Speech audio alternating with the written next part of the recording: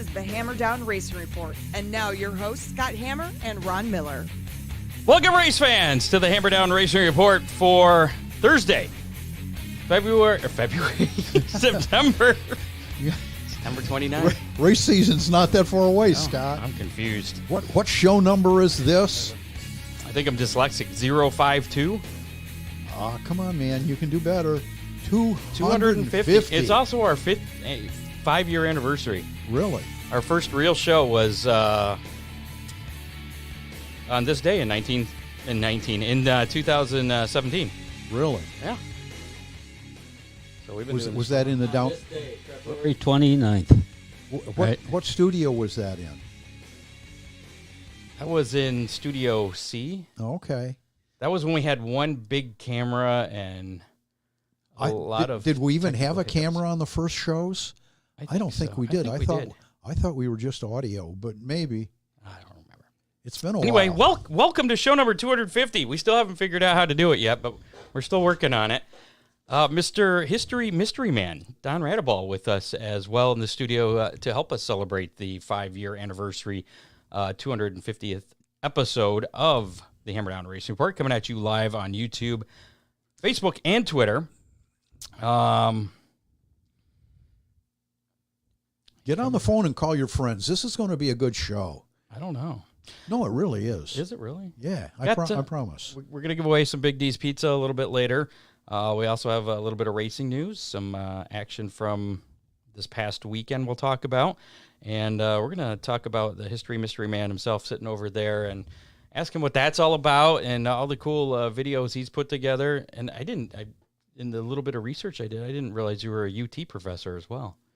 I was for about 6-7 years. I taught night classes out there, which was one of the highlights of my life. I really enjoyed it, and I'd love to do more, but we'll see how that goes. All right. Well, I want to know more about that. We'll get back to that. First, got to mention Dominator Race Products. They have that fresh stock of Camaro and late model bumpers now in stock. They also specialize in body components for late models, modified sprint cars, street stocks, and much more. DominatorRaceProducts.com or call them 419-923-6970. Also available from reputable dealers across the USA. And Ron Miller Race Cars is one of those dealers. Oh, yeah, thank you. You're welcome. See how I did that? Oakshade Raceway, where the fastest meet to race. Make sure to follow them on Oakshade, or follow them at Oakshade Raceway or OakshadeRaceway.com.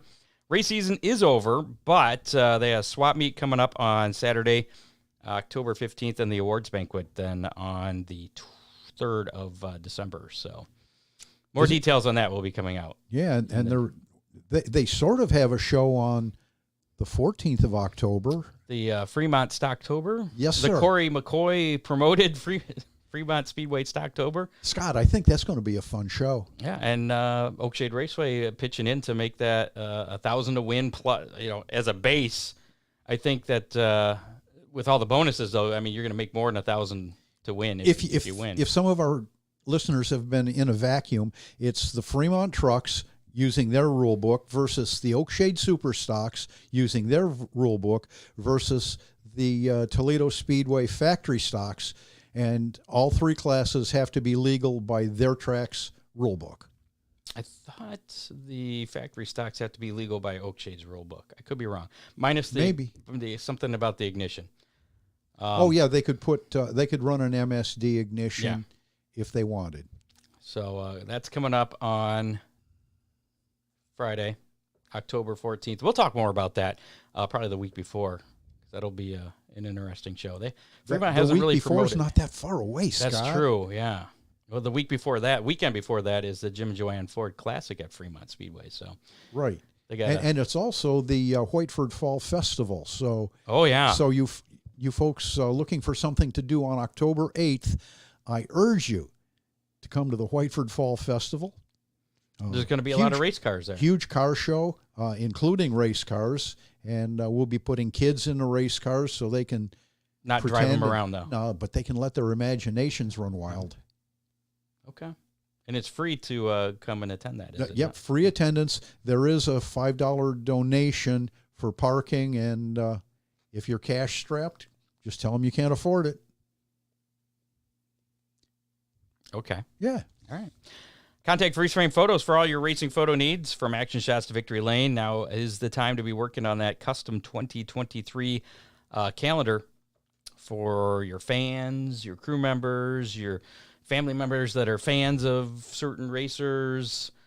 You know, if there's somebody you don't like, you could probably... You just buy a picture from Freeze Frame Photos and put it up on a dartboard.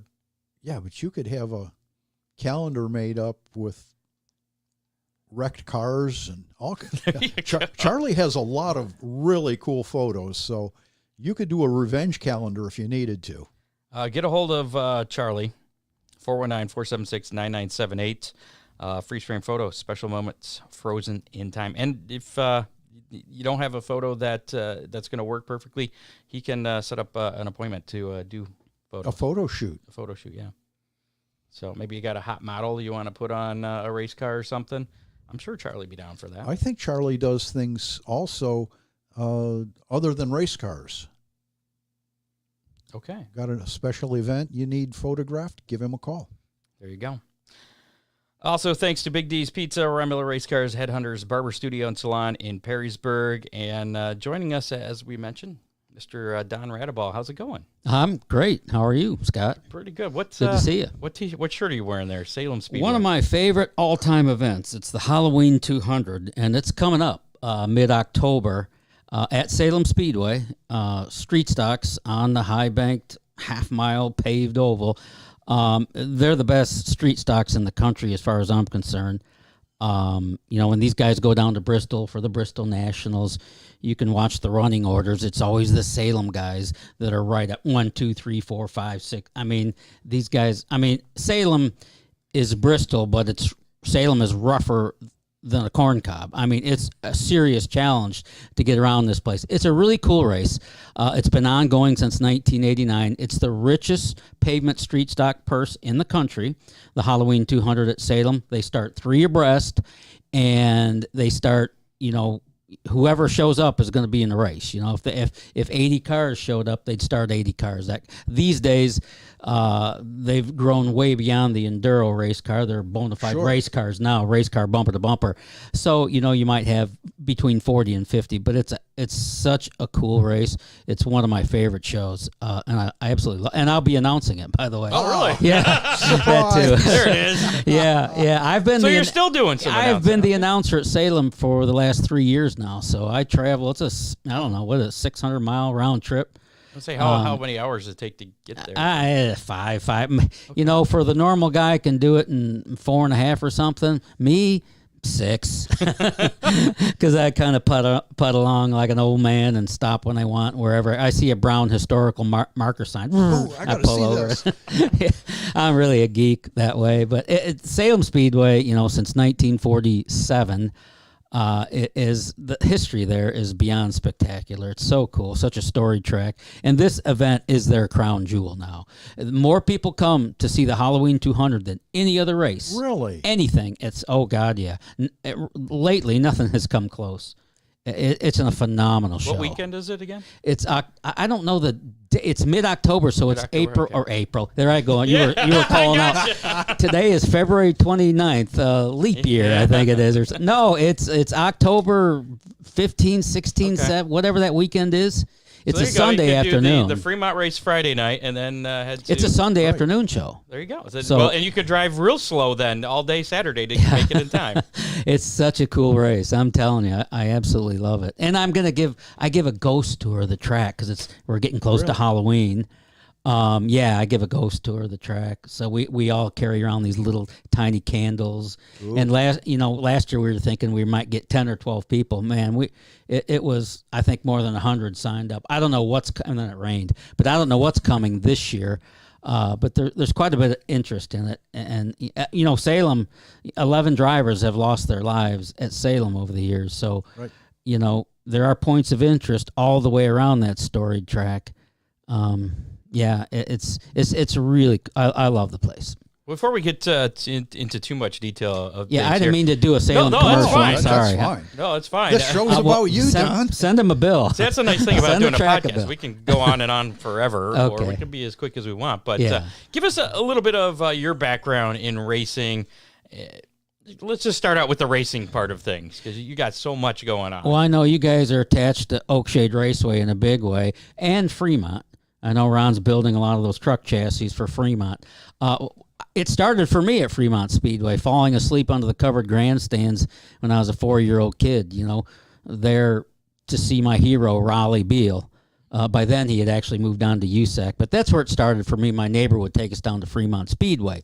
My hero was Raleigh Beal. It's all I wanted in life was to meet Raleigh Beal. Then my parents got divorced, very traumatic thing, and my mom married the guy that owns Raleigh Beal Sprint Cars. So it was like, oh, Dad, get out. He couldn't leave soon enough, man.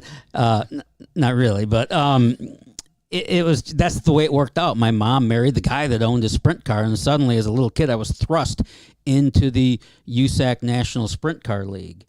And my stepdad, Ron Kilman, who owned the Rodeo Bar Special, Right. won the 1973 USAC Sprint Car Championship with Raleigh Beal, the railroader from here in Toledo.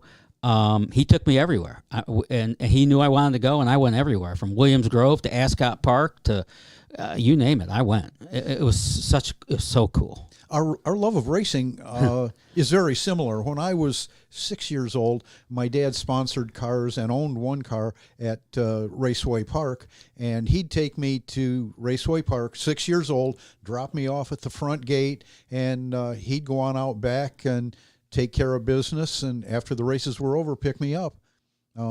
You certainly couldn't do that today. Yeah, I was going to say, that's a bygone era. Who takes their 5 and 6 year old kids and dump them off, and I'll see you at midnight, It's so cool, though. But like you, I'm sure you had one of those little plastic cars, and you probably played with that plastic car under the grandstands. I know I've talked to dozens of people who shared the same experience at the old Raceway Park.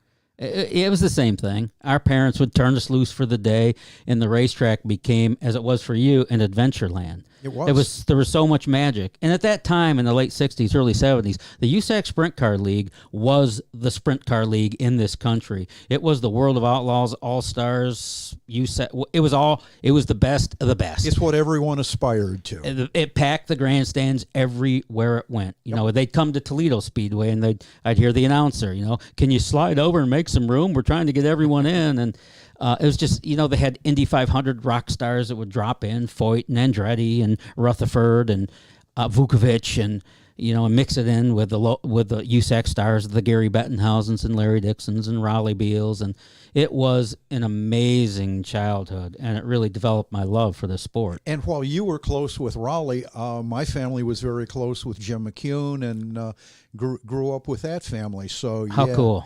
Number 30. Or 88? 88. Was there? Did he wear a number 30 for a while? Or am I? It's okay. I think you're thinking of Harold Apel, maybe. I don't know. Probably Iggy Katona or something. I'm way out. No, Iggy was number 30. Number 30. Yeah. Okay. Yeah, that's right. McCune was always 88. I'm sorry, but rich history here in Toledo. And Jim, was a heck of a wheelman too. He was. He was good. I remember watching him race. His car owner, Donnie, and builder, Donnie Litton, lived not real far from us. So obviously I spent a lot of time there, besides my dad's service station where 2 or 3 cars were already parked. Yeah. A lot of things in common, Don. Yeah, it's so cool. I love it. I've got 2 Ron Millers here. And we couldn't have grown up in a better time. Oh, I can't agree. Racing, it's awesome today. I do think as cool and as awesome as racing is today with all the technology we have, it's great. It's so much fun to watch. But for me, going back to that era, it was more, I'm not going to say it was more exciting and better racing than it is today, but to me it was more interesting. And I'm going back to the era before me too, when the men that climbed in those open wheel cars without power steering, they reached out and pumped the handbrake, pumped the mechanical fuel pump and pulled the handbrake, and just a little loop behind your head, and exactly a little roll bar behind your head, exactly. and open face helmets, of course, and you could actually see, and I do remember this as a kid, the open face helmets, of course, but what was there was so much character to that because you could actually see the expressions on their face. I mean, you can't even see the driver now. You might see the little bubble of a helmet. Just a t-shirt. Oh, no driver's suit. seriously? I mean, can you imagine? It's no wonder they came by the tens of thousands to see these gladiators. But you know, I just the era. I mean, Look at these stupid guys wearing T-shirts in these cars. I mean, Mobile Oil T-shirt, yeah, with cigarettes rolled up in the sleeve. You know, just a phenomenal era, and you know, so many men didn't survive that era too, and they really helped pave the way for the superstars we know today. So back to you. How did you, from your childhood, get into announcing and then working for ARCA? When I got in late, I got in the game late because I never announced till I was 32. You know, most announcers are doing it in their 20s, you know, and they get started early. I got started late. I was going to Toledo Speedway and local tracks, and no offense to those still living, but I'd sit there in the grandstands and I'd listen to those announcers, and I'd say to myself, well, you know what? I think I could do better than that guy. I don't think he's very entertaining at all. I think I can do better. Now put your money where your mouth is, right? Long story short, I went to the Bowling Green Mall in the dead of the winter, back when they'd put all the race cars on the mall floor. I remember those days. Oh, I thought that was cool. But anyway, Earl Baltus was there with all his bodyguards or all those people that were around. I don't know who they. Well, I said this is my one chance. I walked up to Earl Baltus. I swear to God, I got on my knees and I said, "Sir, please. You don't know me, I know, but I want so bad to announce. If you just give me one chance, I swear." And I'm going on and on and on, and then he's looking at me like I'm a complete fool. And then there's dead silence, and now I'm just thinking, oh my God, I've just embarrassed myself. Like I did for sure. But then he looked at me and said, "Well, I'll tell you what. Come on out for the USAC Sprint Car opener in March. I'll let you do a heat race." And I said, "I'll be there." You know, I was the first guy at the track that day. I swear. There was him and me. You drive the water truck too? I would, but I ran up to him. I said, "Mr. Baltus, it's me. You said I could announce." He looked at me and said, "I did?" I go, "Yeah." "You don't remember?"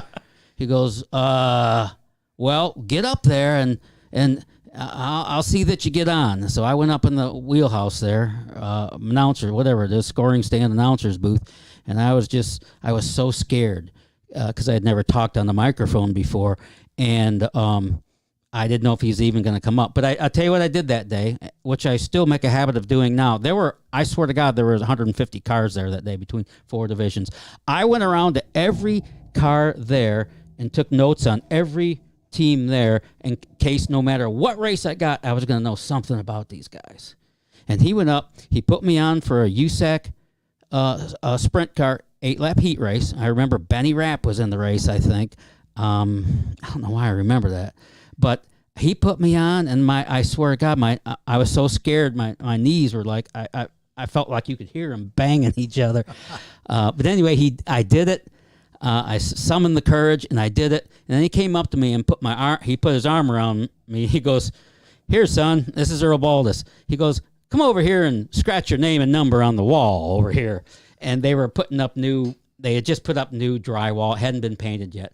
And I bet it's still there, but I wrote my name on the Eldora Speedway wall and phone number about 3 feet wide. Big letters. Big letters. I'm sure they covered it up. And then I came back for a show, an all-star race, and then Max Warnock, the promoter of Portsmouth Raceway Park, was there and said, "Son, you want a full-time job?" And I said, "Yep, I'll take it." He goes, "Don't you want to know where it is?" I go, "I don't care. I'll take it." And so for 3 years, I drove to Portsmouth Raceway Park on the Ohio River from Toledo, Ohio, just to yak on their microphone, just to get started, just to get my opportunity. Great racetrack. Oh, I love that and wonderful track. Promoter. Yeah, absolutely. I never had, you know what, and you going back to your early days in the sport, you reflect back, and those were my best times, literally. I had so much fun, but that's how it started for me. I hope I didn't go on for way too long on that. So how'd you get involved with ARCA then? Well, I had been announcing, and then I got more local. I was doing Limaland on Friday night. Earl hired me as his full-time announcer finally at Eldora. I was Eldora's announcer in 1996. I was there 1 year. And that's when I started at Millstream. Really? Yeah. Because I was before Eldora, like about 93, I was doing Limaland, sometimes Fremont on Saturday and Millstream on the way home on Sunday. And then Eldora creeped in, and I was doing that more full time. Well, every time they raced. Scott, you probably replaced Donnie. I think Wade was actually Wade Unger. Yeah, was he's down there. awesome. The Australian announcer. Yeah, he was just kind of coming in when I was getting out. Anyway, so yeah, I was doing that, and then I guess making a name for myself locally. And Ron Drager, the president of ARCA, in 1996, called me and said, "Do you want a PR job? Our guy's going off to do TV on ESPN, Ray Dunlap." Sure. And I said, "Can I call you back on that?" You know why? Because my dream in life was to be the announcer at Eldora. I didn't want to leave. That was all I wanted out of life, and I couldn't believe it actually happened to me. But I wasn't going to leave Eldora. And then Ned Jarrett reached out to me, believe it or not, and said, "Don, you ought to think about taking that job at ARCA. I think it would open some doors for you that maybe you can't see right now. But when you consider where they go and what they do, I think it's a wonderful opportunity." So I called Ron back and said, "Yeah, man, I'll take the job." So I was their PR director for 22 years. Wow. And that was a great era that I went through, by the way, the Frank Kimmel era. And oh, yeah. It was so cool. So when did you and ARCA part ways then? I left ARCA in June of 2018. Is Charlie in your job now? Yeah. Charlie okay. Krall has the job I had. It's so much different now, though. The PR director back then is way different than what it is today. I mean, NASCAR owns ARCA, so things changed in a big way. Just as NASCAR was coming in, I was leaving. And I didn't leave because NASCAR was coming in. That wasn't it at all. But now, I've had some opportunities to get back full-time in racing. I haven't taken them because I take care of my mother full-time. So that's why I came up with the History Mystery Man thing, so I could go on my time, on my schedule, and structure my schedule around the days I want to take. So before we get into the History Mystery Man thing, I wanted to ask you, with all the announcing that you've done, what is the craziest thing you've seen on the track while you were announcing? Craziest thing, boy, that's or at least one of the craziest. There's been a lot. Well, there has been a lot, good and bad, and everywhere in between. I remember, once when, funny thing to me was a flagman for ARCA was just waving the flag up there one day. It might have been at Flat Rock, an ARCA race at Flat Rock. I don't remember that part, but he was, the yellow flag came off. And he didn't realize it, and they're going, "Put it out, put it out, put it out!" And he's just frantically waving that stick, but no flag attached. I know that's that's not much. Sorry, I kind of fell down there. But if I come up with something throughout this broadcast, I'll bring it to your attention. But I saw some great racing. I know that. I mean, the first time I went to Daytona, there were 72 entries for the Daytona ARCA 200, 72. I remember those First time I days. went to DuQuoin, the mile dirt, which those were my favorite, by the way, Springfield and DuQuoin mile dirts. First time I went to DuQuoin, we had like 64 entries. And, man, it was tough. You had to make the race. You had to work your off to make the race. Absolutely. It wasn't just show up and you're in. Was it just qualifying for that back then? Or? Oh, yeah, straight up. They'd start 41 on those mile dirts. Okay. Wow. And, but you'd also send more than 20 home. Yeah. It was tough. It was tough. Yeah. So let's talk about this History Mystery Man. How did you come up with that name, and what is it? What's it about? Well, I don't really know. That's the mystery. I haven't figured that out yet. I've even thought about changing my name, but I was just doing I'm a history geek. Seriously, especially American That's history. why you stop at all the little brown signs. You know it, man. I'm so annoying to travel with. That's why I usually just travel alone, because nobody wants to deal with every brown historical marker sign every 6 miles. But that's what I do. I just I was making posts on Facebook, little historical posts about Abraham Lincoln. I love Lincoln. And a friend of mine from high school said, "Hey, those are cool. You should keep doing that." He goes, "You should get your you should blog. He said, you should blog. So I checked out all the blog sites, and I called him, and he called me back a couple months later and said, you ready? I go, yep, I'm ready. I'm going to start blogging. I'm going to start sending my stuff to blogspot.com and blog this and blog that. He goes, whoa, wait a minute. Send it. No, you have to, you don't send it. Don't give your stuff away. Create your own brand. Come up with your own name. Create your own brand and go from there. So I don't know how it came to my mind, but I came up with History Mystery Man, and it kind of stuck. I had thought about recently changing my name, but it's you already built that brand. It's almost too branded now to get away from it. It started out as just writing historical articles, and it turned into things I love with video. And if you see my videos, it's nothing more than me walking around with a cell phone. It's kind of embarrassing, but that's how I do it. But I do small town America. I do history. I do racing. Most of my audience wants racing. That's what I give them mostly. But I do drop in some small town America segments, and I do a lot of I do some maritime stuff too, because I was in the maritime industry for 12 years. So I the Great Lakes maritime history is really super duper popular. My highest ranking video of all time is one I did on the Edmund Fitzgerald last year about this time, because it went down in November of 1975. But there is worldwide interest in that. So one thing grew to the next, and I don't know where this History Mystery Man thing is going. I'm just going to keep chipping away at it and see what happens. I've met some wonderful people.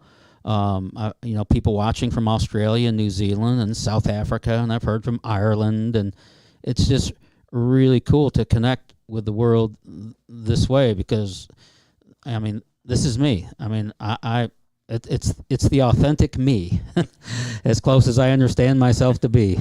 And if you want to check those videos out, you can just search History Mystery Man on YouTube or Facebook. I want to point people to YouTube. That's where I can begin to earn a little money.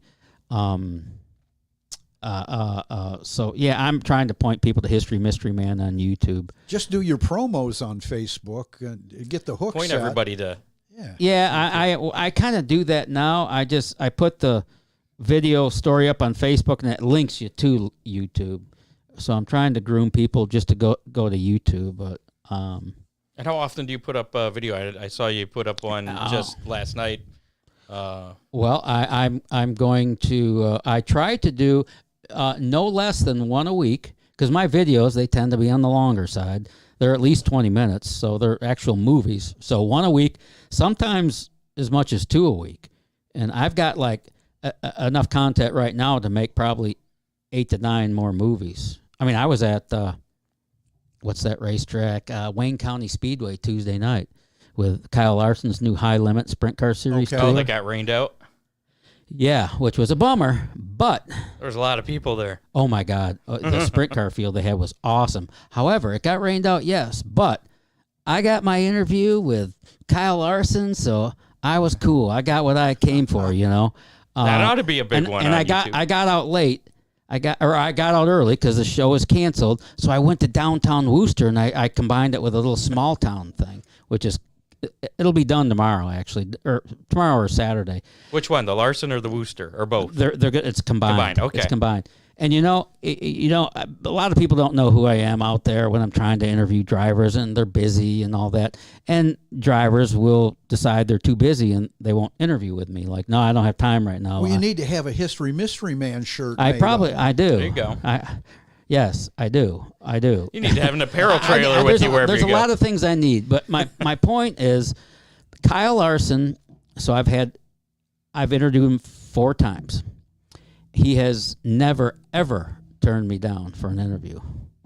Wow. It's 4, but hey, he's Kyle Larson, who I think is the greatest driver in America right now. And some people amazing talent.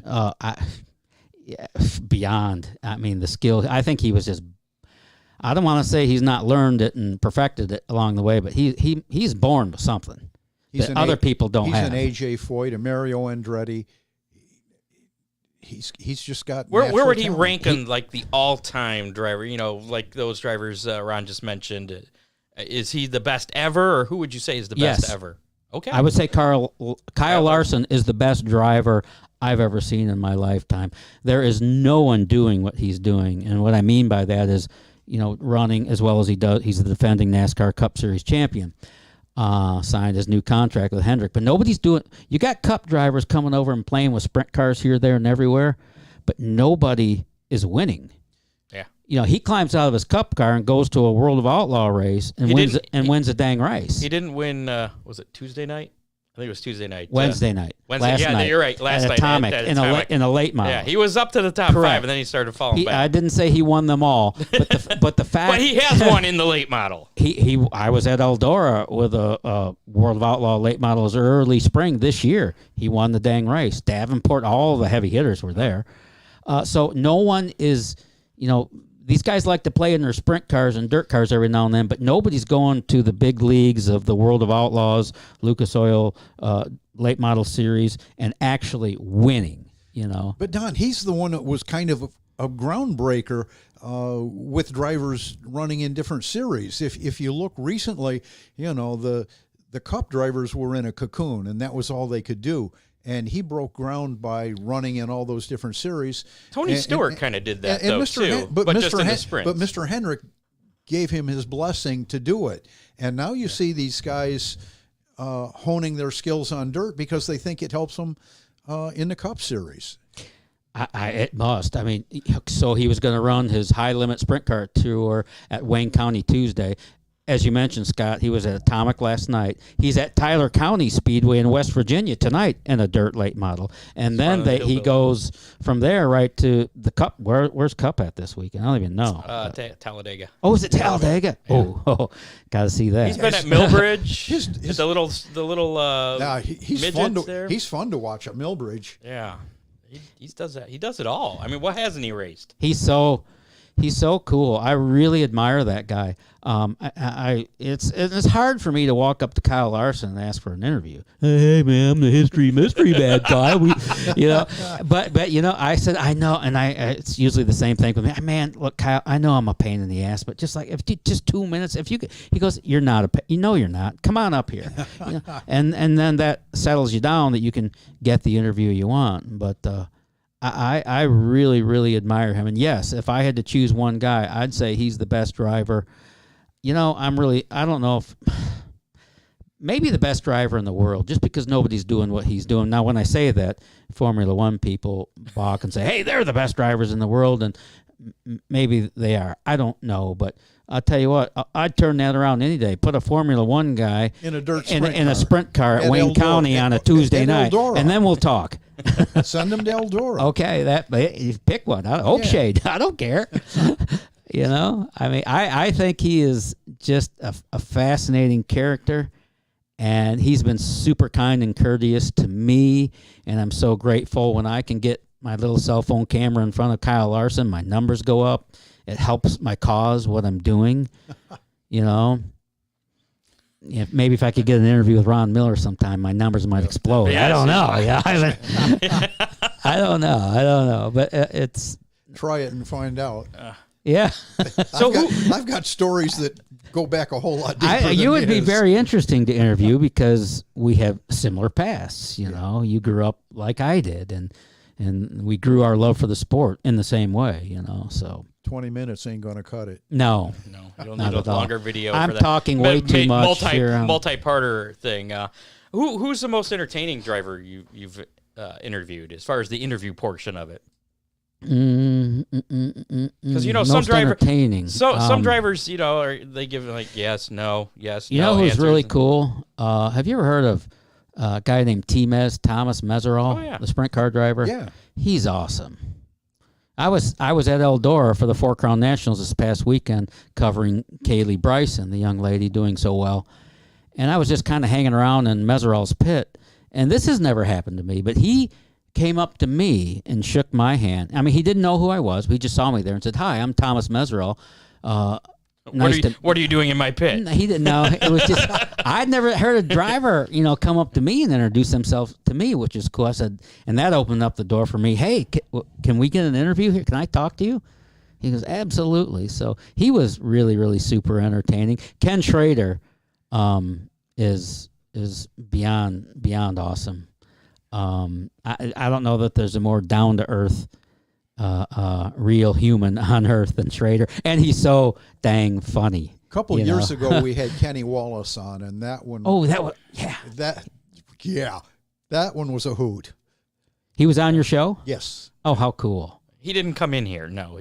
I know, but you had him. You had him on the phone, right? Yeah. He's a very. I just did a show on Kenny Wallace racing his modified at Limaland earlier this summer that did very, very well. Yeah, entertaining wise, Kenny Wallace would certainly rank right up there. Yeah, awesome. For sure. So what do you enjoy most about putting those the videos together? I mean, do you prefer doing just the history ones or the racing ones, or is it the same? I'm such a history geek. If I could just get away with history and small town America, which I love. Maybe you should make like two I channels. do it. Like I know. History Mystery Man Racing Channel. It's History too much Mystery. work. No. I can't keep up with what I'm doing now. It's all You don't on want to one. divide your audience. Well, I don't. They may already be divided. I don't know. But I'm just going to mix it all there. I've heard that you got to have a specific genre and stick with it. Well, that's not me. I'm not just racing. There's more to me than, cars going fast in circles. I love history. I love small town America. I love the maritime industry, having worked in it for 12 years, right out of high school. So why? What is it about history that you like? How'd you get into that? I went to the library when I was 9 years old, and I came home with a children's biography on Abraham Lincoln. And it was a pretty big book for a little kid, I thought, hardcover book. And I locked myself in my room and shut the door and started reading that book. And I did not come out of that room. I did not come out to eat. I didn't come out to go to pee. I didn't come out till that book was done. I had my. I hope it wasn't too long. I forgot about everything. I got lost in that book, and I had never got over that experience of reading that children's biography on Lincoln, and I've been studying about him ever since. I mean, he's my man. He's the man for me. Yeah, I mean, I've been in his. He owned one home in his lifetime. It's in Springfield, Illinois. It's still there. It's now a national park, and it's still free to go in. Do you have an episode on him? I do, okay. A few, but okay. I think I've been in his home more than he was in it. I mean, I just so the history thing. I don't know. People say you should always live in now and look ahead, and I'm spent a lot of time looking back, but I love that. You got to learn from the past so you don't repeat the same mistakes. That's true, and we cannot even begin to know where we are or where we have a chance to go without understanding, on some level, where the hell we came from. That's it. I find history fascinating. So what did you teach as a professor at UT? I taught history. It's going to be something business communication. I still don't know what that is, but I taught it. But the thing I got pretty good at was I taught media writing, which is the difference between writing for television and writing for radio, or writing for print. Yeah. So I did that, but mostly it got into public presentations, which was teaching the students about public speaking, getting up in front of a class and getting somehow, some way, on some level, comfortable with it. Our producer says Larson won his heat race, and he's going to start on the outside pole of the Hillbilly 100 today. Awesome. Hillbilly 100, that used to live at Pennsboro. Yes. And now it's at Tyler County in West Virginia. But, yeah, I am a forever Kyle Larson fan. And, he's the best in my book. And he's still relatively young, too. Yeah. I mean, he's not 16 or like some of these kids that are coming in, but no, he's in the middle of his career. As cup careers go, he was actually a little on the old side getting in. Yeah. What do you think about drivers now kind of having to bring a sponsor with them to get a ride? And especially you're seeing it in the ARCA series. Yeah. 16 years old, and they're running speedways. Well, if you're coming at 16, you're not coming with your own bag of money. It's someone else's. You can bet on that. But it's a new era. I mean, if you want a good ride in ARCA, you've got to have the financial connection, whether it be a wealthy family. And I saw a lot of that, rich dads bringing their kids to ARCA, and they could live there, for a few years. But if their kid didn't move on, they'd say, okay, I've spent about $5 million. I'm done. $6 million, I think it is. So we're done. But I mean, that's just the nature of the beast now. There are still a few stories out there where kids bringing their helmet bag and getting that opportunity. They are very rare now. You have to have the connection. Even if your last name's Earnhardt anymore, it doesn't matter. Right. You got to have the backing. But Chase Briscoe went and slept on couches at Cunningham Motorsports and swept the floor, and Briggs Cunningham took a liking to the heir to Procter & Gamble, but took a liking to that kid, got him the ARCA ride, and then you see where he is now. Right. Yeah. So have you ever been in a race car? Yes. Like, raced competitively? Well, I did race go-karts at Hasselback Speedway in Fremont. Oh. Yeah, but I was in a race car one time. And how'd you do? Oh, remember the Detroit Iron Class at Toledo Speedway, the quarter mile? I do. Well, it was Randy Cornett let me drive his car, because I helped him one night. And there was like 40 cars there, and I had never done it before. And, I didn't know, I hadn't have a clue. I was all by myself. I had no help. But I did make the feature. And just barely from my heat, and started dead last. I made about 3 laps, sailed over one of those tractor tires, came down on the front end, both tires exploded, and I drove slowly, cautiously, away around turns 1 and 2 back to the pit, blowing my horn, man, that I had done it. So I'm going to say, did I ever race? No. Well, it sounds like you did. Well, okay, if you want to count that. You had fun. Yeah, well, no, I was scared to death, actually. But another one of those knees knocking together moments. Yeah. So those cars, man, they didn't have anything in them. I don't even know that thing had a cage. It did not have a cage in it. There were no sidebars in the side. Might have had a roll bar or something. I think there was just a roll bar behind me. If you got hit in the side, you were in trouble. Were you wearing an open face helmet and a t-shirt? I did have a full face helmet and my black leather jacket. Were those in the Sonny Adams days that was cool, man. Was that Sonny Adams days or Herb Adams or Herb? That had to have been Sonny Adams days. Okay. Yeah. Yeah, so no, I never raced. I was too chicken butt to race. I mean, growing up as a kid in that 60s and 70s, I saw drivers die, and it did have an effect on me. It scared me, and I don't know if I just don't have the courage for it, but I knew early on that that's not what I wanted to do, So no desire to get back in a race car after that Detroit Iron incident? Not even with all the safety equipment they have today, no. No. So Royce says you were pretty awesome in a go-kart. I thought I did pretty good. I won the first race I ever entered. Really? Was this a dirt track? No, it was a road course in Hasselback Speedway in Fremont, Ohio. I had a Margay Pro X chassis. I thought I did well. I thought I did very well. I thought I had a knack for it, but again, I flipped one time on that thing and flipped bad, and they don't have roll cages, as and I got tossed out, of course, but it bothered me, and I thought, and I hurt myself. I hurt my back, but I was okay. But I said, this isn't going to be for me. But I thought I did well. When I crashed and I was laying on my back on the pavement, I remember looking up into the sky, and one of the first races I saw was Royce Cornett, because he was there.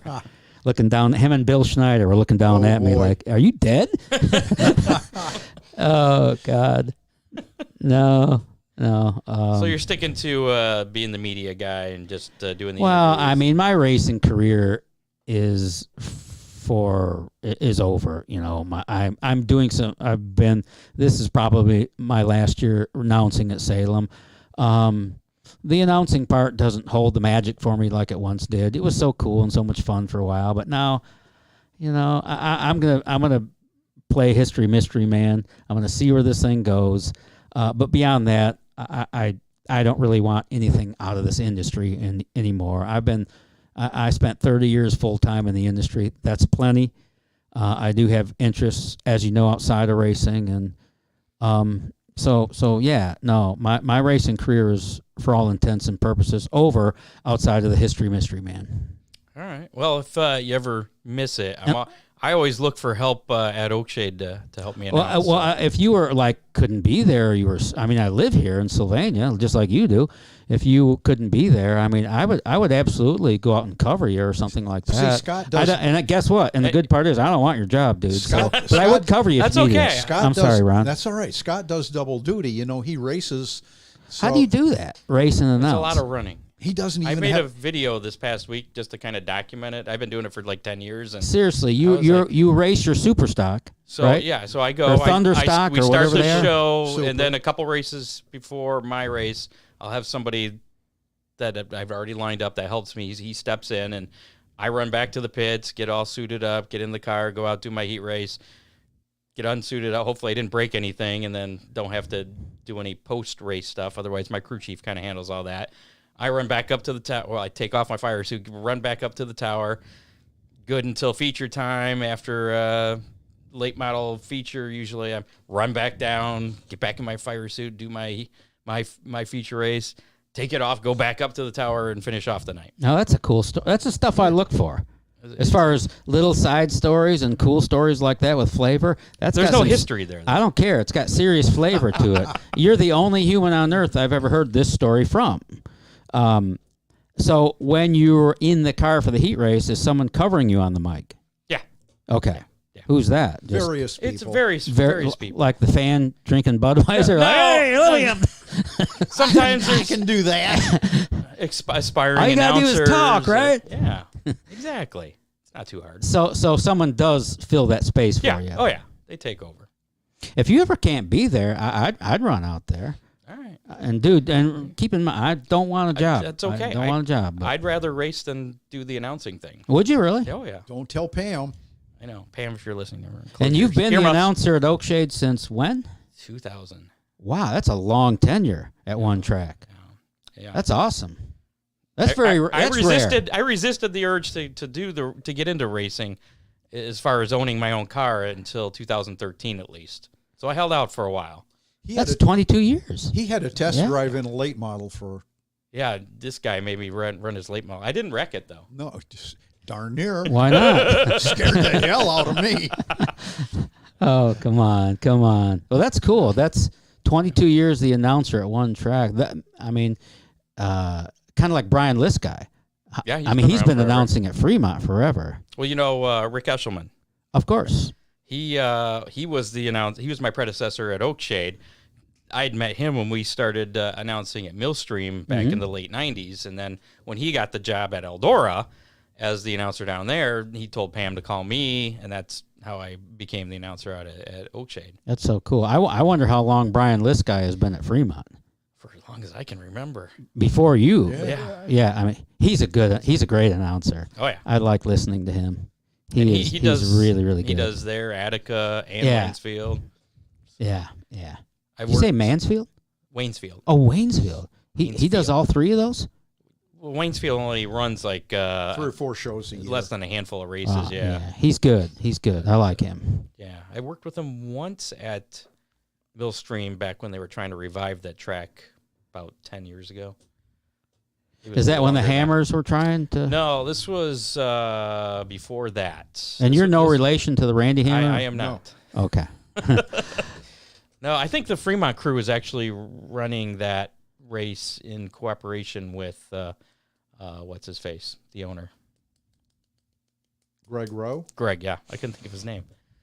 I think because Greg called me and had me work with Brian and the Fremont guys. Sure. And then there was once I worked with Jerry. And that's how I met Jerry, Jerry Keyser. who was the announcer at Waynesfield and current announcer at Lima Land and Montpelier, Indiana. And you even worked with Larry Jewett, didn't you? I did not. I thought you shared the microphone a couple times when he came up to visit. Maybe when he visited, but I wasn't really. He was just visiting. Oh, okay. I don't think he was working. But so once again, I don't want to make this about me, but once again, how can people get a hold of you if they have an idea for something for you to check out, or maybe there's a driver to say, hey, you want to interview me? Yeah, I mean, you can, go to History Mystery Man on Facebook. Well, I mean, you can leave your comments on my YouTube channel. Okay. Leave your comment there. I'll reach back to you. You can messenger me through the Facebook app, and I answer everybody too. I mean, even Ron. You do Facebook Messenger? Is that a thing, or did I? Yeah, I do. And do you have a TikTok? And a Snapchat? I don't. Oh, okay. That's two no's. I have much more. No, I have more respect for you. It's all about you can only do so much. I seriously, I take care of my mother full time, and I play History Mystery Man around that. So I have thousands and thousands of hours in editing these shows together. Oh, yeah. I mean, it's the time. I do scratch my head at night wondering to myself, why am I doing this? What am I doing it for? And then I'll hear from the people saying, man, we really liked that. It was so cool. And it helps revive me to keep me going. But, I mean, you go out with your little cell phone on your little gimbal stick and you bring back all this footage. You bring back 2 hours that you have to cram into 20 minutes. And it's kind of like, it's like having, and you lay all your clips on the timeline. It's kind of like being a painter, and you have all these clips or paints that you can choose from, and create this all these colors piece of art. All these colors. Yeah, absolutely. I always have a hard time with that because it's like, I like this part. I don't want to get rid of that. I know. Yeah. That's the thing. You come back with 3 hours, and you're trying to cram it down to 18 minutes. You should make difficult. Some director cuts. Maybe if you don't have any new videos to put out, you go back and revisit. Do you keep all the raw footage, or is that? I do not. Never mind. It's too much. Never mind. I do save the finished piece on a separate hard drive, but all the raw footage, I don't know if there's. My computer's not big enough for that. Neither is my brain. All right. Well, let's move on here and knock out some racing roundup and some racing news. Don't want to keep you too long. I'm fine. Season's getting. It is. It is. Yeah. Oakshade Raceway, last race of the season out there this past Saturday. Rusty Smith picking up the win in that Sportsman Modified Dirt Duel. That was a pretty cool deal. It was, and a Sportsman won, and a Modified was second, and they were very competitive time wise. Good show. Modified was third. I think Carter Murday was. He second. did. He snuck by. Yeah. Fisk finished third. Scott Fisk, yep. I don't think it was Scott Fisk. Shannon Fisk. There you go. They had they ran Sportsman and UMP Modifieds in a combined class for the first time at Oakshade. They had 40 cars show up. Wait a minute. Sportsman racing with the Modifieds? Yes. Yeah.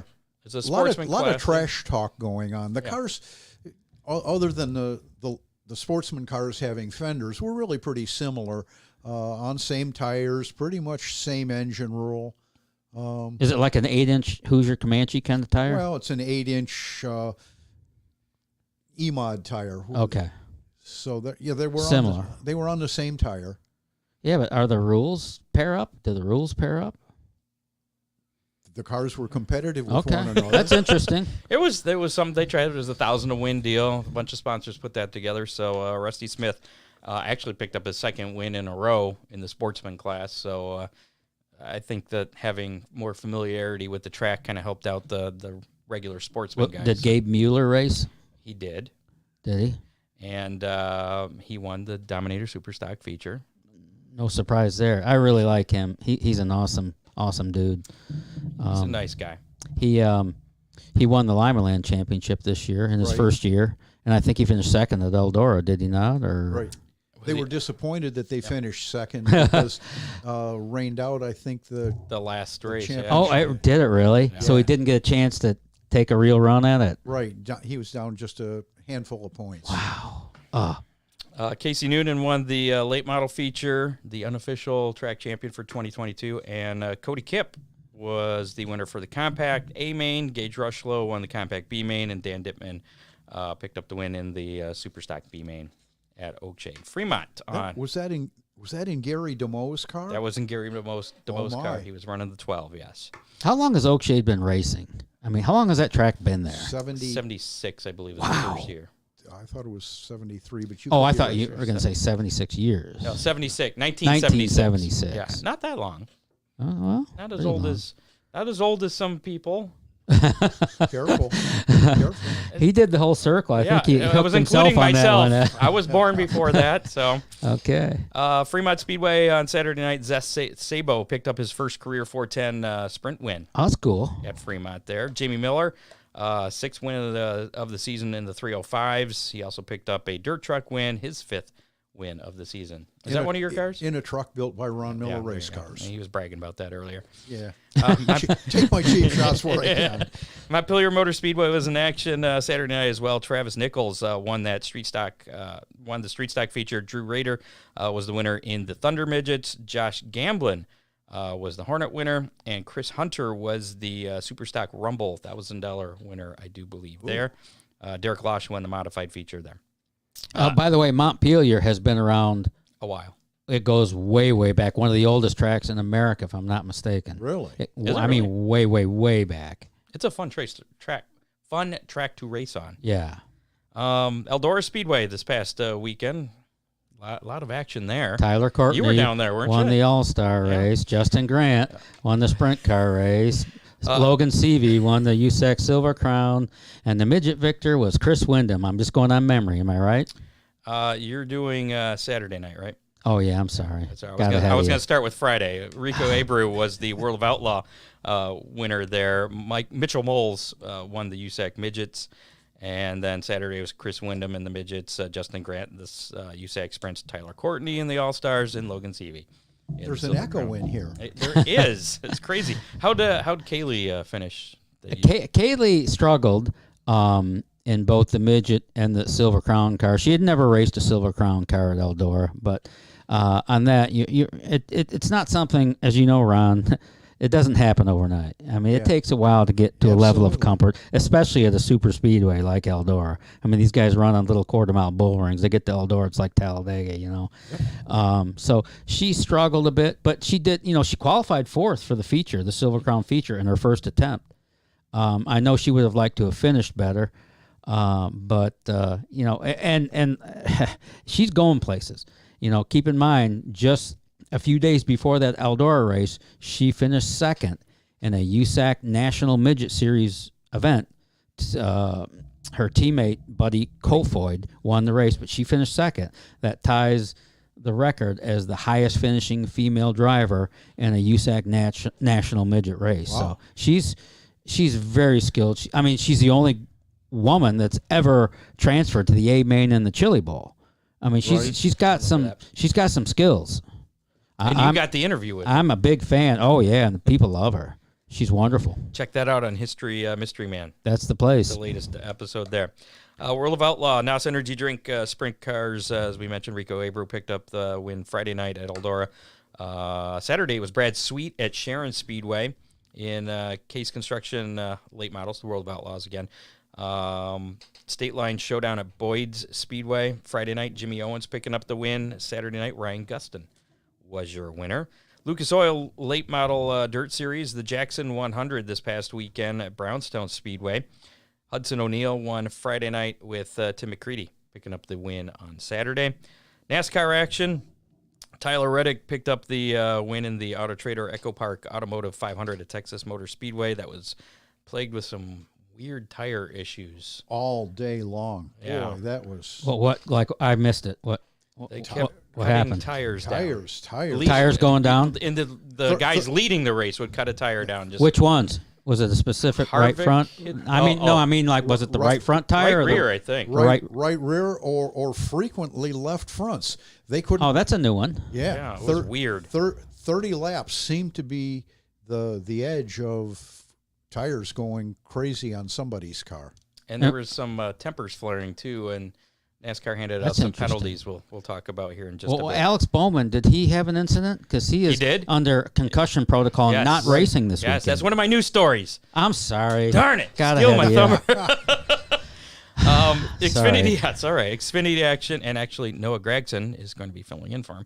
Noah Gragson won the Xfinity race Saturday, the Andes Frozen Custard 300 at Texas.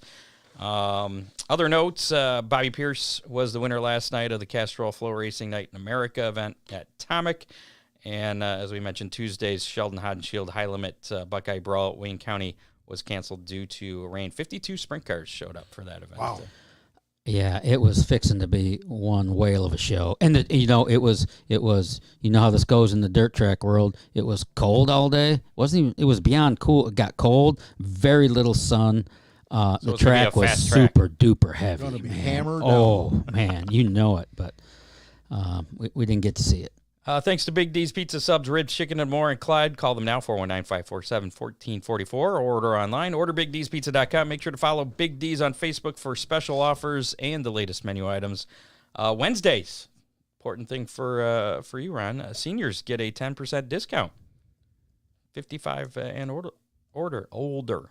And make sure to ask for the discount when you're ordering. Yeah. Big D's and Clyde. Big on another taste, year, maybe. not on price. Also, they're hiring drivers and kitchen help. I'm sure race car drivers could apply for that. Really? Yeah. For off-season? Maybe. There you go. Off-season work. There you go. Work for Big D's. Work for Dean Henry. Ron Race Cars, 734-856-7223. He's got race cars, parts, safety equipment, service. Spark plugs? Temperature gauges. Yeah. Everything a racer needs, especially now that the season's coming to an end. People tearing down their cars and fixing things, right? Somebody was in today buying material to rebody their car. It's that time. Are you still having the supply chain issues, or things getting caught up a little bit? Things are looking a whole lot better, Scott. I know this. Like with the motor oil I asked you for earlier today? Boy, yeah. Okay, no, good. We're good there. All right.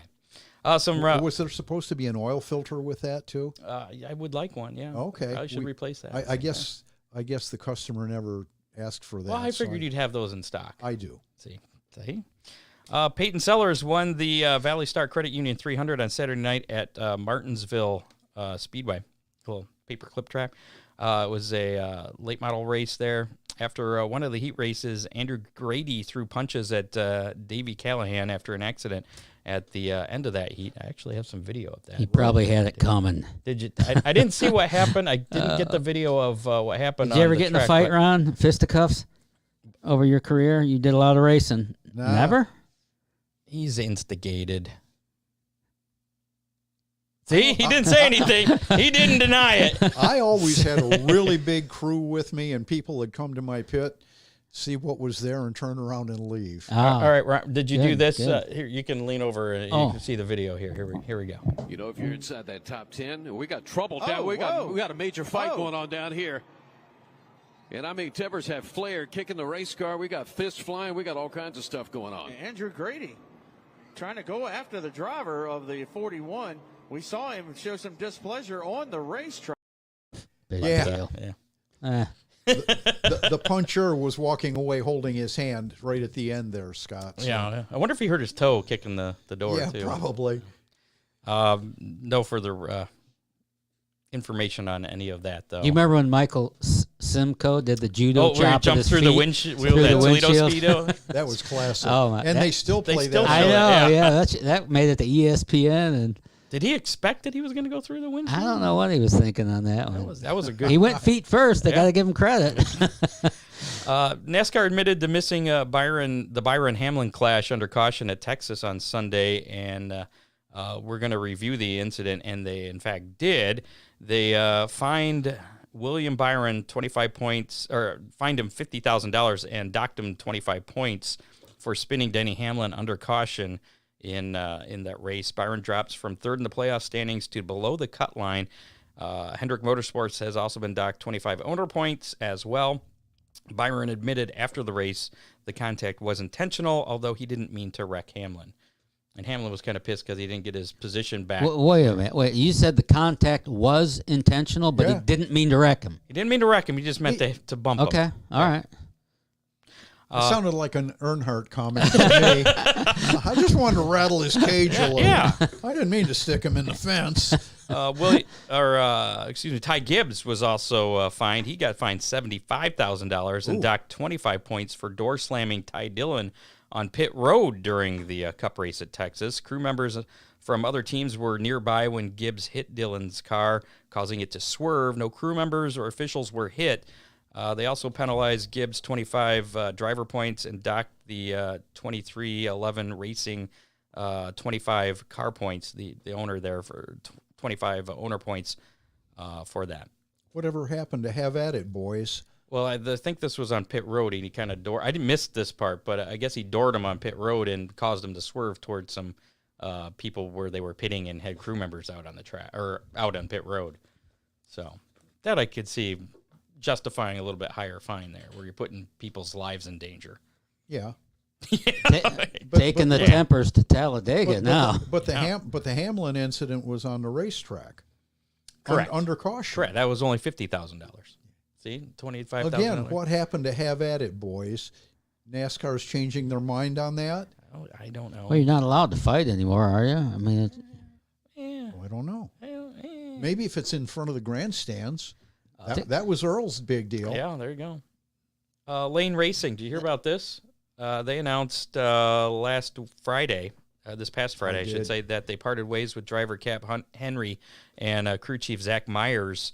Lane Racing stated they do plan to finish out the season with the All-Stars, but no further explanation was given. So the last three races, right before the last three races of the season, they part ways. Something weird. I should he was high in the points, too, wasn't he? Yeah, he was doing pretty good. Yeah.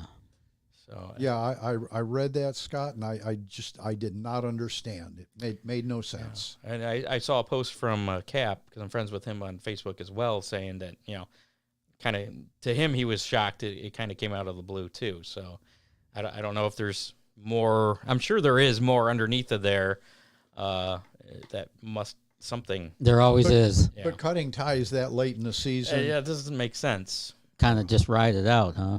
Yeah. Fremont is the last race of the All-Star season, and that's next weekend for the Jim Joanne. Is that the final All-Star show? Yeah, they wrap up their season there at Fremont. Did you see the Kyle LeGroux crash? I did not. Video. Fremont Speedway. Well, Corey McCoy, he put Kyle LeGroux in his dirt truck on Saturday night. The number 36. And he was involved in a scary crash that was streamed live on Facebook. I didn't grab the video for that. If you want to see it, you have to be friends with Corey McCoy, and because it was streamed live there, where you could see the emergency person. He, I guess, lost consciousness like 3 times. He got hit right in the driver's door, and he lost consciousness a few times, and the paramedics are like right there in front of the camera, and you hear everything that's going on. It was pretty crazy, pretty scary deal, but. I guess he got a concussion and bruised up, but otherwise okay. So, and Corey is done putting people in his trucks. He says. Yeah. So. I told Corey if he wants the truck back together, get a hold of me. And which one? The old 911, the one which that's is the 36M. Yeah, I told him if he wanted it for the end of the season races, we'd work on it. But he was pretty adamant that not yet. Not yet. The 2023 IndyCar Series schedule has been released. It includes no new tracks, no new events subtracted either from 2022. But there are a few tweaks to the 17 race slate this year. This year the season began on February 28th. Next year it's going to shift 1 week later to March 5th for the Grand Prix of St. Petersburg. The Chevrolet Grand Prix of Detroit moves from Belle Isle to the streets of downtown Detroit, back to where it used to be years ago. I think the only time I went to it was in the streets. It was downtown. So that's pretty cool. Other than that, no real news from IndyCar. Other than Jimmy Johnson. Jimmy Johnson has said that he is done running IndyCar full-time and that he wants to do the double. The Indy he Memorial Weekend double. He may whatever pick and called. choose a couple of events. He's not retiring from racing, but he's done racing full-time IndyCar. He may run a cup race. He may come to... He wants to do the Coke 600 and the Indianapolis 500. Maybe he can come to Oakshade. I'm sure Lima. nobody's going to kick him out. As was mentioned earlier, Alex Bowman, who was last in the playoff standings, is going to miss Sunday's Cup race at Talladega due to experiencing concussion-like symptoms. That was just announced this afternoon. Noah Gragson's going to fill in for Bowman, and it sounds like he's got to win next weekend, assuming he's cleared to race the next weekend to be able to continue on in the playoffs. And finally, Gary Heller, father of 1999 Oakshade Raceway 360 Sprint champion, passed away last Thursday. He was 79. And That's Todd's dad? Todd's dad, yes. Okay. Yes. Now it's time to play How Many for Big D's Pizza. Last week's How Many was how many sportsmen and modifieds would be at Oakshade on Saturday. There were 40. That was an amazing car count. That was a lot more than what I thought we were going to have. Isn't that common at Oakshade? A whole bunch of cars? It's kind of come down. It's kind of like your trademark, isn't it? Yeah. There's usually Compared to other tracks, Oakshade is still up there. Still up there, but everyone's feeling it. It's not 2 a.m. kind of crazy. Yeah. Roddy Schroyer, who was in the studio last week, he was closest. He picked 38. You picked 36. I picked 37. So I guess I was closer than you. So I was really impressed with the number of modifieds that were there. Yeah, I think there was only 13 sportsmen, and the rest were 27 modifieds. Right. So maybe that's going to play into what cars race there in the future. Maybe, I don't know. Melissa Hulbert was our listener winner. She picked 40. Dean Henry actually also picked 40 as well, but he owns the pizza place, so I'm sure he can get free pizza whenever he wants. He got the black flag. But good job, Dean. Dean knows what's going on there. Okay. I'll have to talk to Dean after the show. Yeah. That's about the Cap Henry stuff, I believe. Melissa Hulbert, you have 30 days to claim your pizza from Big D's Pizza. Get a hold of me or Dean Henry or Big D's to claim your pizza. This week's How Many? A chance to win a Big D's Pizza next week. How many dirt trucks are going to be at Fremont on Saturday night? Oh. Well, you won last week. Well, I did not win. Roddy did, but I... Yeah, but you came in second. I'm going to say 28. Because I was going to say 29, but Corey's not going to be there running his truck, so... You want to chime in on this one? No. I'm not up to speed on the Fremont trucks. So I'm not either. So. Oh, really? Well, I'll make it easy on you. I'm going with 26. Look, Dean picked my number too, so that's good. You're going with 26? Yes. Okay. 25. 25 for Don. Ooh, okay. I figured he'd go right in the middle. If you'd like a chance to win a Big D's Pizza, put your guess in our Facebook Live comments or the YouTube Live. If you're listening to us on the podcast on Spotify or Apple Podcasts, we'll give you until Saturday, 4 o'clock Eastern time to get your guess in. You just got to pull up our Facebook page, find the Facebook Live broadcast from Thursday night, put your guess in. As long as it's before 4 o'clock on Saturday, you're entered to win that Big D's Pizza. Whoever's closest will get that. If we have a tie, we'll spin the Big D's Pizza wheel to determine. And it's not like the Price is Right. If you go over, it's whoever's closest. That's right. So there you go. There's your rules. This weekend's Big D's Pizza Racing menu, we have Montpelier Motor Speedway, the Harvest Spectacular. Do note they have changed the times for this. Late models, 2,000 to win. Ooh. UMP Modified, Super Stock, Street Stocks, Hornets. Gates open at 1:30, I believe, maybe 2:30. And racing, they had changed the racing thing to 3:30 for their fall hours. I guess it's a little too early. The track was drying out, so Larry Bowe was listening to what people were saying. They pushed it back to 5 o'clock to start time. Isn't he at Gas City now, Larry? He does both. He does both? And Winchester. Oh, my Lord. I didn't know that. I thought he left Montpelier to go to Gas City. But he left Eldora to go to Montpelier, and then he acquired Gas City and Winchester. He's like doing all three, though. I know Winchester doesn't run, but a handful a year. But that's, I tell you what, he might be besides outside of Earl Baldus, Larry Bowes might be the hardest working human in racing that I've ever come against. I mean, yeah. I get tired just thinking about him running all these places. Like those 3-day shows at Eldora when he was there, he did not sleep. There's no way. I mean, he was up, he did everything there between clean out the bathrooms at night to the grandstands to running the show the next day. I don't know how he did it, but as far as workload, I don't know that any man carried the bigger one. What was the name of the amazing. gentleman that did the track prep that we had on the show for Eldora? Oh, of course you're gonna put me on the spot. I can't remember. I have to look. But boy, oh boy, he's puts in long sounded hours. like he had a lot on his plate. Yeah, yeah. I mean, Earl Baldus didn't sleep either on race weekends. He'd be up carving the track all night. You know. Mm-hmm. So Montpelier, 5 o'clock race time, $20 for general admission on Saturday night. Sandusky Speedway, it's the Bev J. Cox Memorial Cavalcade presented by Budweiser, featuring outlaw late models. First time the late models have been to Sandusky Speedway in a few years. Ohio Wheelman Series, Modifieds, Pure Stocks, Renegades, and these next classes will also be having features on Saturday. National Touring Compact Series, must-see Midwest Light Series, the Crate Sprints, and Beginner Stocks, Barberton Compacts, Barberton Trophy Stock, Rising Star, and Warrior. Oh, that's a lot of classes. Oh, yeah. Gates open at 2, racing at 6:30, general admission $15.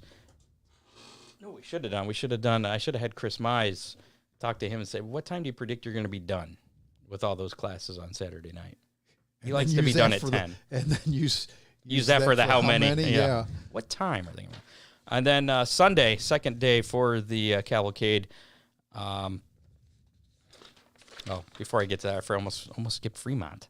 Fremont, back to Saturday. Fremont Federal Credit Union Track Championship night with the 410s, 305s, the dirt trucks. Gates open at 4, racing at 7, general admission $15 at Fremont Speedway. Then Sunday, it's day 2 of the Bev J. Cox Memorial Cavalcade presented by Budweiser with the outlaw late models, the Ace Racing League, Ohio Wheelman Series, National Touring Compact Series, must-see Midwest Light Series, Modifieds, Pure Stocks, and Renegades. Gates open at noon, racing at 2, general admission $20. Dave Kemmer says Rob Platfoot. Rob Platfoot, yes. And Dean Henry wants to know if you're aware that Gary Beal is restoring Raleigh's sprint. Yes. Are you asking me? Yes. Oh, yeah, I've seen it. I went to see it. I did a 3-part video series on Raleigh Beal, my first hero, and one of those segments was a feature going to Gary Beal's shop in Indiana and checking in on the progress. That's the car that Raleigh broke his leg in at Reading, Pennsylvania in 1967. He would have won the championship that year. He was way out in front. He still finished third in points and missed the last 6 shows or something, but he would not have been beat that year. But late in the season, he tumbled hard at a night under the lights at Reading on the old fairgrounds and broke his leg. Greg Weld ended up winning the championship that year. But it's an old Alfader chassis.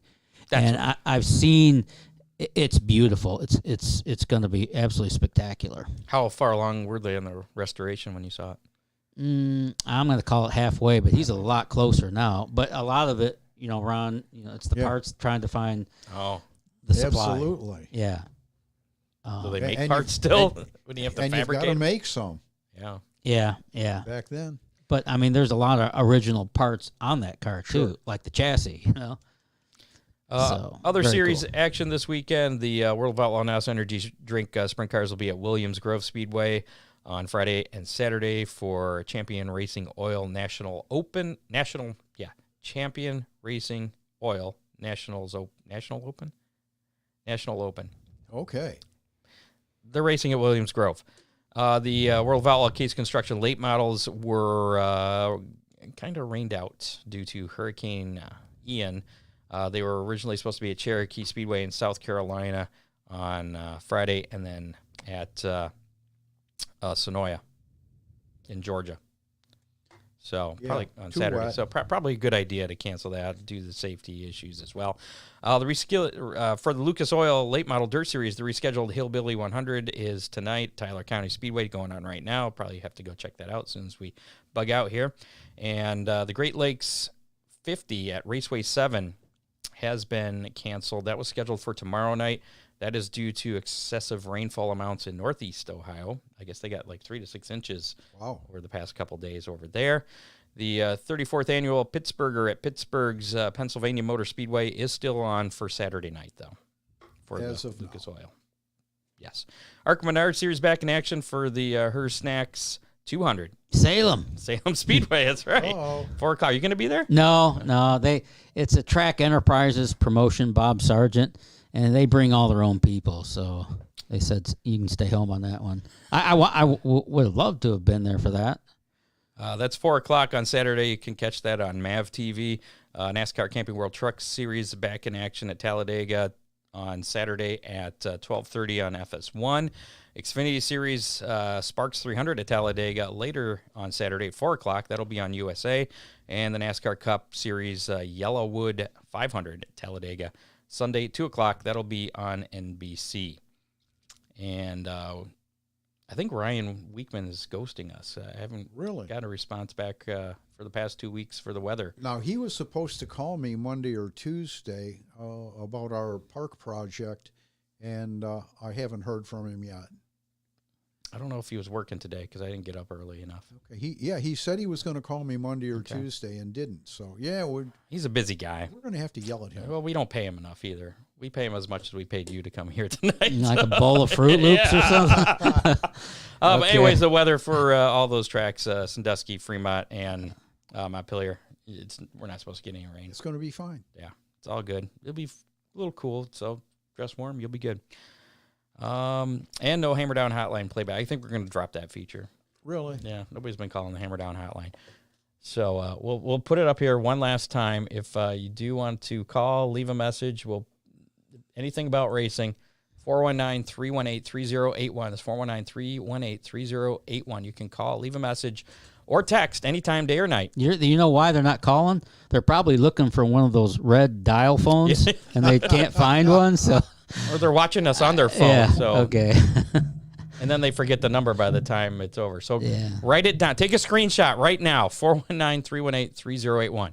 And if you're listening to us on a podcast that's audio only, maybe you can beg us not to discontinue it. There you go. Otherwise, I think we'll probably have to get rid of that next week. It just seems to be one of those things. So that's about it for this edition of the Hammer Down Racing Report. Thanks to associate producer Dave Kemmer and contributors Matt Swander, John Young, Doug Dock, and Bob Stazak. Make sure to like us on Facebook, follow us on Twitter at Hammer Report, follow us on YouTube, listen to us on your favorite podcasting platform, including Apple Podcasts, Spotify, and iHeartRadio. Check us out at hammerdownracingreport.com, and make sure to rate and review us and share us with your friends. And a History Mystery Man, do that too, because that helps with all the algorithms and all that good stuff. Thanks for having me. Yes. Appreciate it.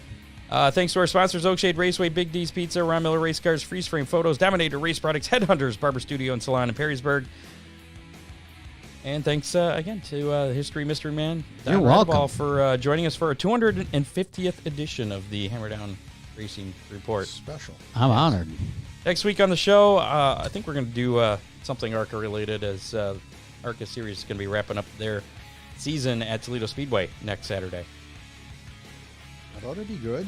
Yeah, so pick an ARCA driver, and now Is that mid-October, that race? it's October 8th, as a matter of fact. Oh, So a week from Saturday.